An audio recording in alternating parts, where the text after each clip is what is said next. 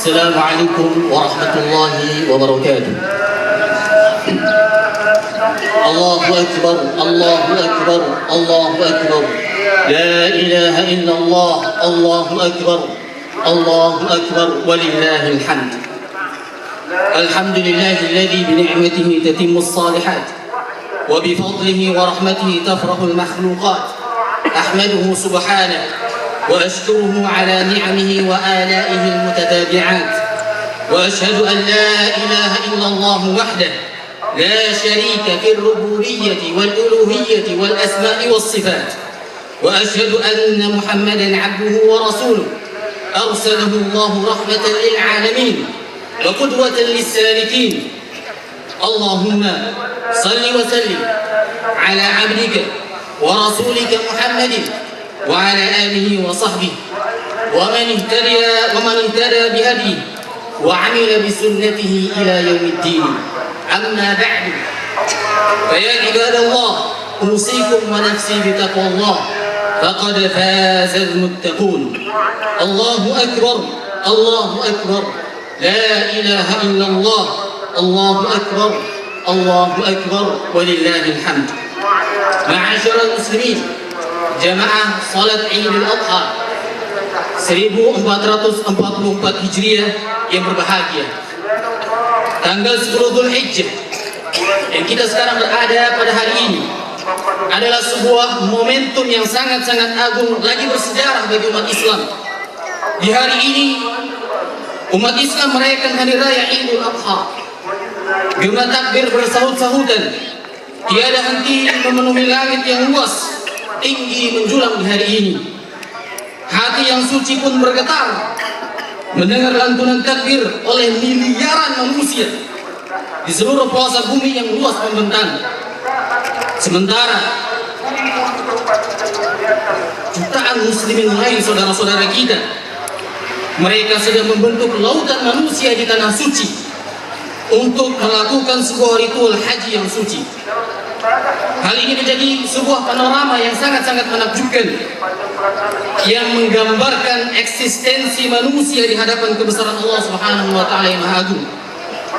Benar-benar menjadi sebuah refleksi bahwa memang tidak ada yang agung dan layak untuk disembah kecuali hanya Allah Subhanahu wa taala, Rabb semesta alam.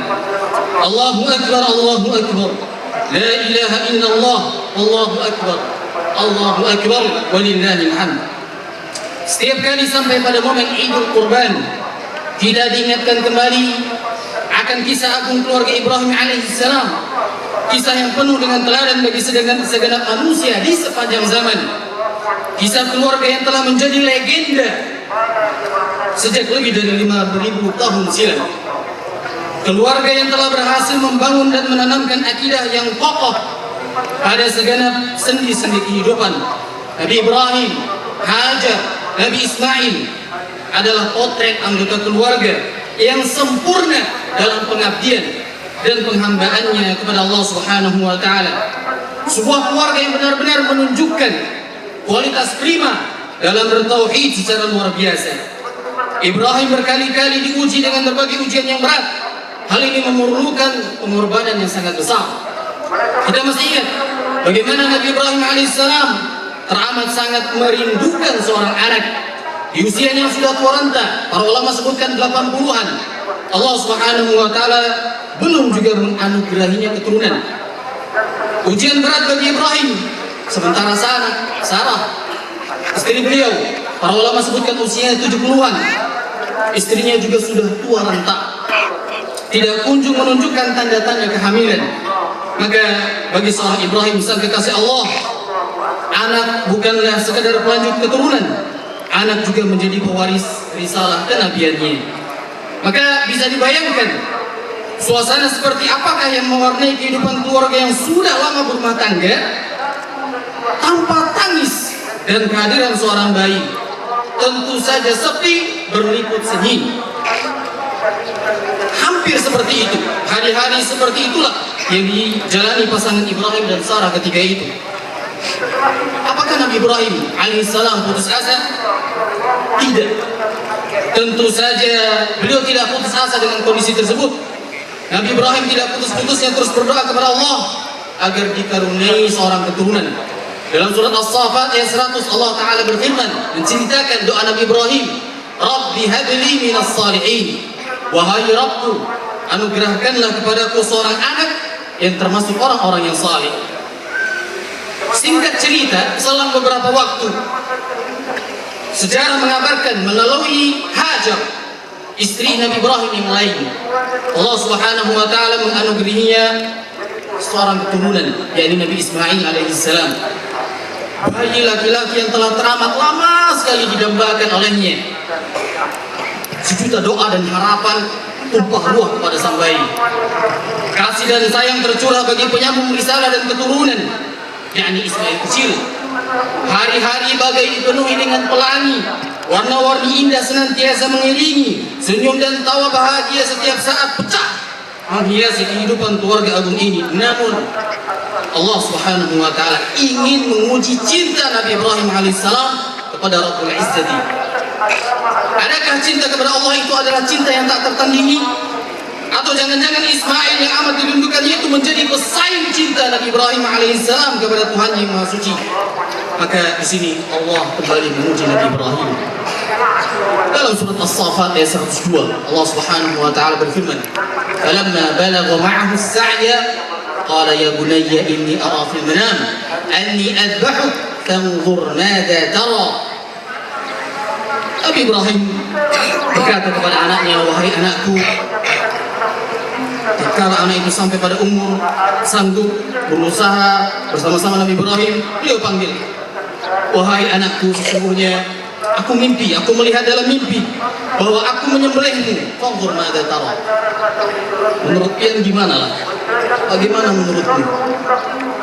Maka perasaan seperti apakah yang menyelimuti Ibrahim saat mendapat perintah menyembelih Ismail, putra yang amat dikasihinya itu? Maka dari ujian ini Nabi Ibrahim menghadapi dua pilihan: mengikuti perasaan hatinya dengan menyelamatkan Nabi Ismail, buah cinta keluarganya yang ditunggu sudah lama sekali, ataukah menaati perintah Allah Subhanahu wa Ta'ala dengan mengorbankan putra kesayangannya. Dan ternyata sejarah mencatat Nabi Ibrahim dan keluarganya akhirnya lulus dalam ujian ini. Ia lulus dengan predikat yang amat sangat-sangat istimewa. Pantaslah Ibrahim menyabet predikat Khalilullah, kekasih Allah. Apa yang membuat Ibrahim dan keluarganya kuat menghadapinya? Jawabannya adalah karena Ibrahim mampu merealisasikan kehambaannya kepada Allah secara murni. Dan pada saat yang sama Ibrahim juga mengejawantahkan sebuah nilai dalam sikap hidup bahwa Allah adalah Tuhan yang Maha Esa, bersifat mutlak, yang mengatur alam semesta ini, sehingga segala sesuatu yang selain Allah itu semuanya makhluk yang tidak memiliki sedikit pun hak untuk diperlakukan sebagai Tuhan atau disikapi seperti Tuhan. Artinya keberadaan makhluk tidak sepatutnya menjadi penghalang bagi kita untuk tunduk dan patuh kepada Sang Khalik Allah Subhanahu wa Ta'ala. Allahu Akbar, Allahu Akbar, la ilaha illallah, wallahu akbar, Allahu Akbar, walillahil hamd. Seperti inilah yang sejatinya situasi yang setiap saat kita hadapi sehari-hari, antara mengutamakan Allah dan Rasulnya kah, atau memilih tetap menggenggam dalam tanda kutip Ismail yang lain di sekeliling kita. Meski terkadang lidah kita sering mengatakan, oh ini adalah karunia Allah, namun praktiknya di lapangan kita sering merasa menjadi pemilik karunia itu. Akhirnya kita pun sulit untuk mengorbankannya, mengorbankan Ismail tersebut dalam tanda kutip di jalan Allah Subhanahu wa Ta'ala dan Rasulnya. Allahu Akbar, Allahu Akbar, la ilaha illallah, Allahu Akbar, Allahu Akbar, walillahil hamd. Kaum muslimin yang berbahagia, ibadah kurban merupakan sarana pembuktian totalitas keimanan seorang hamba kepada Allah. Keimanan yang meliputi keikhlasan tentunya, yang berarti ibadah kurban yang dilakukan haruslah murni dilakukan semata-mata karena Allah dan dalam rangka menjalankan perintahnya. Dengan berkurban diharapkan dapat menumbuhkan dan mengasah keikhlasan seorang hamba, karena keikhlasan sebagaimana halnya keimanan akan selalu naik dan juga akan selalu turun, akan selalu menguat dan juga akan selalu melemah. Kurban yang dilaksanakan bukan karena Allah, seperti malu bila tidak berkurban sama tetangga, atau ingin pamer kepada orang lain biar dibilang dermawan, maka ini semuanya tentu tidak akan dihitung sebagai kebajikan. Kehidupan tanpa pengorbanan bagaikan pohon besar tanpa buah yang akhirnya tumbang sendirian karena dimakan usia, dikarenakan kehidupannya tidak memberikan manfaat apapun bagi lingkungan sekitarnya. Bahkan kehidupan yang demikian tidak akan pernah puas dan cenderung serakah dan akhirnya mengganggu ketentraman orang lain demi memuaskan nafsu serakahnya. Maka jika kita pada hari ini melaksanakan ibadah kurban, berarti kita sudah menegakkan nilai-nilai tauhid, yakni tauhid cinta sekaligus nilai-nilai sosial. Allahu Akbar, Allahu Akbar, walillahil hamd. Ketahuilah sesungguhnya kehidupan di dunia ini akan kita tinggalkan, dan kita semua akan menuju kehidupan akhirat yang merupakan tempat kehidupan yang abadi. Maka jika untuk urusan dunia kita rela untuk berkorban, mengantri untuk sebuah makanan yang viral di Samarinda misalkan 3 jam, mengantri menunggu waiting list untuk sebuah produk terbaru berbulan-bulan, kita rela berkorban untuk urusan dunia, maka untuk urusan akhirat kita harus lebih rela, lebih semangat dan lebih berani lagi untuk berkorban. Jika untuk kebahagiaan sesaat lagi semu kita semuanya rela untuk berkorban, maka untuk sebuah kebahagiaan yang hakiki dan abadi, berkorbanlah. Berkorbanlah untuk kenikmatan-kenikmatan yang sangat indah di surga. Nabi SAW bersabda, Allah Subhanahu wa taala berfirman dalam sebuah hadis qudsi, "A'dadtu li ibadiyas salihin ma la 'ainun ra'at wa la 'udhunun sami'at wa la udhunun sami'at wa la khatara 'ala qalbi basharin." Aku telah menyiapkan bagi hamba-hambaku yang salih sesuatu yang belum pernah dilihat oleh mata, belum pernah didengar oleh telinga, dan tidak pernah terlintas di benak manusia. Oleh karena itu, hendaknya setiap muslim tidak terpedaya dengan kenikmatan dunia yang sifatnya fana dan penuh dengan kekurangan.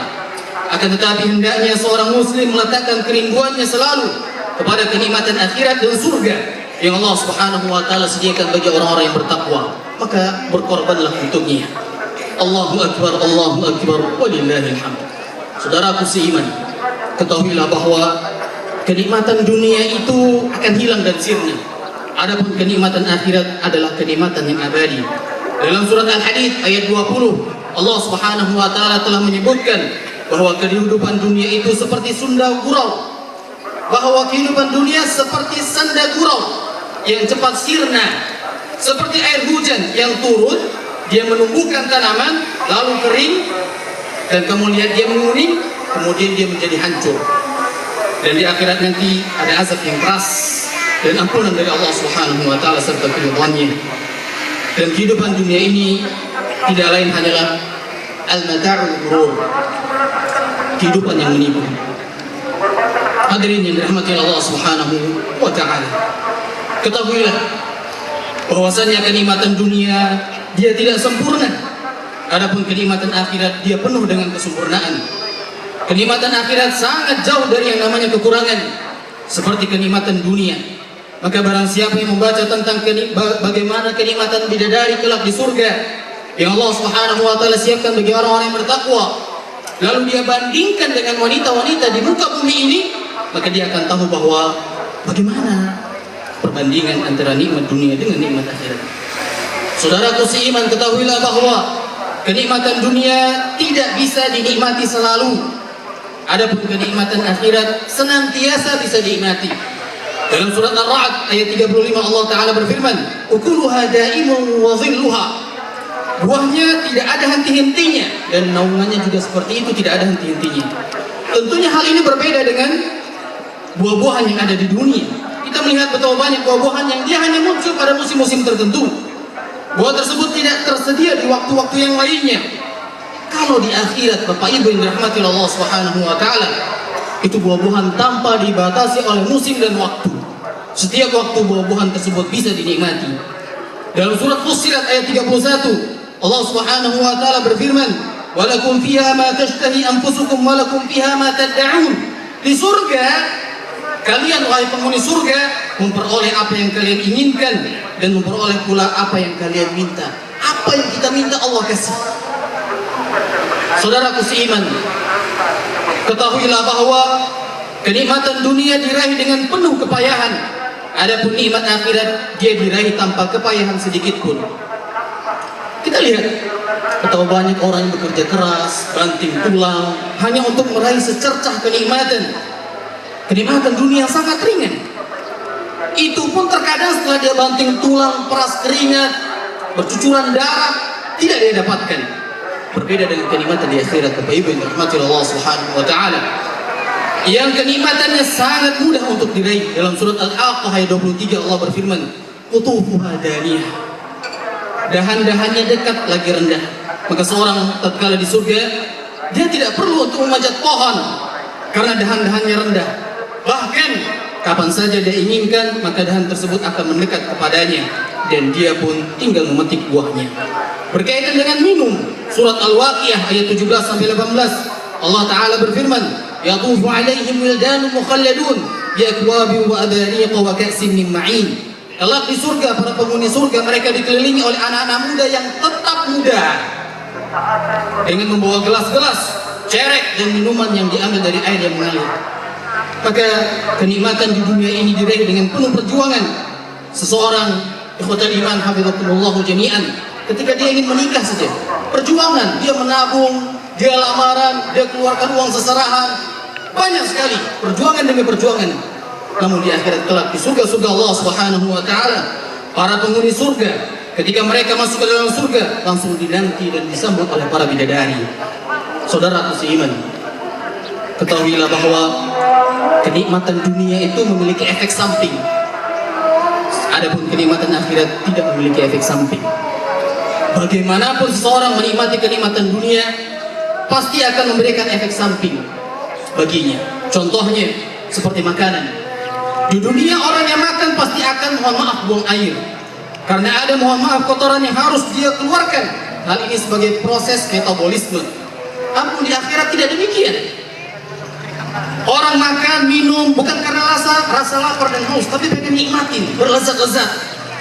Sehingga para penghuni surga tidak mengeluarkan kotoran sedikit pun dari diri mereka setelah makan. Yang ada hanyalah sendawa, itu pun harum wanginya. Bapak Ibu yang dirahmati Allah Subhanahu wa taala, ketahuilah bahwa kenikmatan dunia mendatangkan kejenuhan, kita cepat bosan. Adapun kenikmatan akhirat tidak terjangkiti kejenuhan. Bagaimanapun seseorang menikmati kenikmatan yang ada di dunia, pasti dia merasa bosan. Apalagi kenikmatan yang dia nikmati itu saja, itu terus. Adapun di akhirat, kenikmatan dirasakan tanpa ada kejenuhan. Terlebih lagi kenikmatan beraneka ragam, keindahan berbagai macam. Dan Ibnu Abbas radhiyallahu anhu mengatakan, "Innar rajula min ahli jannati la yu'aniqul hawra'a 70 sanah la yamalluha wa la tamalluhu." Kata Ibnu Abbas radhiyallahu anhu, sesungguhnya seorang laki-laki penghuni surga, dia akan memeluk seorang bidadari selama 70 tahun. Sama sekali dia tidak bosan terhadapnya, dan bidadari tersebut tidak merasa bosan sama sekali. Allahu akbar, Allahu akbar, Allahu akbar, walillahil hamd.